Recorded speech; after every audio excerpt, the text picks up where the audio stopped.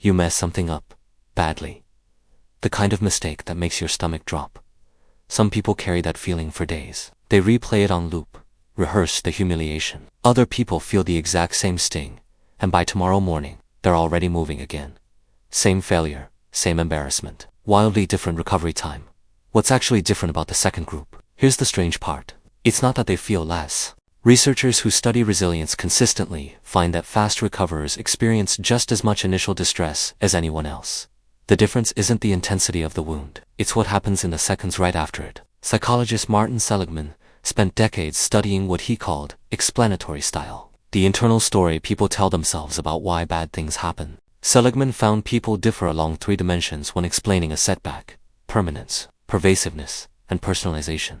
Slow recoverers tend to explain failure as permanent. I'll never be good at this. As pervasive. This ruins everything. And is deeply personal. This happened because I'm the problem. Fast recoverers, facing the identical event, tend to explain it in nearly opposite terms. Temporary, contained, situational, same failure. Completely different internal sentence attached to it. And that sentence predicts an enormous amount about how long the emotional aftermath actually lasts. This connects to something psychologist Carol Dweck researched under a different name: mindset. People with what she called a fixed mindset tend to interpret failure as a verdict, revealing a permanent ceiling on who they are. People with a growth mindset interpret the same failure as information, revealing what still needs work, not who you fundamentally are. A verdict is something you have to sit with and grieve. Information is something you can act on almost immediately. Fast recoverers have essentially trained themselves to receive failure as the second kind of message by default. There's a physiological layer too. Researcher George Bonanno, who studies resilience after genuinely serious life events, found that the most common response to a negative event isn't slow, gradual healing. It's something he calls resilience. Real, sharp distress, followed by a return to normal functioning surprisingly quickly, often without needing extensive processing time. This challenged a long-standing assumption that recovery required lengthy grieving as a mandatory stage.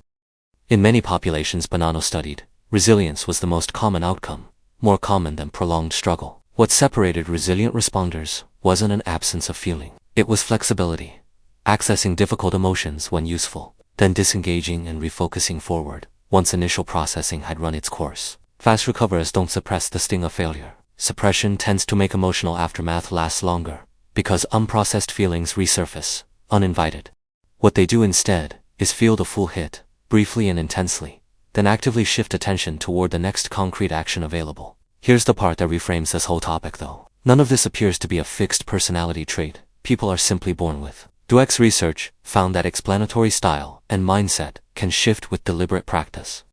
People taught to reframe setbacks using more temporary, specific language showed measurable improvement in how quickly they recovered from later failures. There's another piece worth adding here. Psychologist Kristen Neff studied something she calls self-compassion, treating yourself with the same kindness you'd offer a friend who made the same mistake. Neff found people higher in self-compassion don't just feel better after failure. They show greater motivation to improve afterward, not less. This runs against the common assumption that self-criticism drives people to do better. Neff studies found close to the opposite. People who harshly criticized themselves were more likely to avoid the task afterward, more likely to procrastinate on trying again. Self-compassionate people showed higher willingness to try again and higher actual improvement over time. There's also a simple behavioral marker in fast recoverers. They tell someone. Research on emotional processing has found that verbalizing a difficult experience out loud or even just narrating it internally helps regulate the emotional intensity attached to it. Putting feelings into words appears to reduce activity in brain regions associated with emotional reactivity. This might explain why people who recover quickly often aren't doing so alone. They're texting a friend about the disaster meeting 5 minutes after it happened, turning the mistake into a story, sometimes a funny one, within hours. That impulse to narrate the failure out loud isn't avoidance. It's often the exact mechanism that drains the sting out of it fastest. Humor specifically deserves its own mention here. Researchers studying coping strategies have found that people who can locate something genuinely funny in a failure, not forced positivity, but real, specific humor about the absurdity of what happened, tend to process the event faster than people who treat every mistake with total gravity.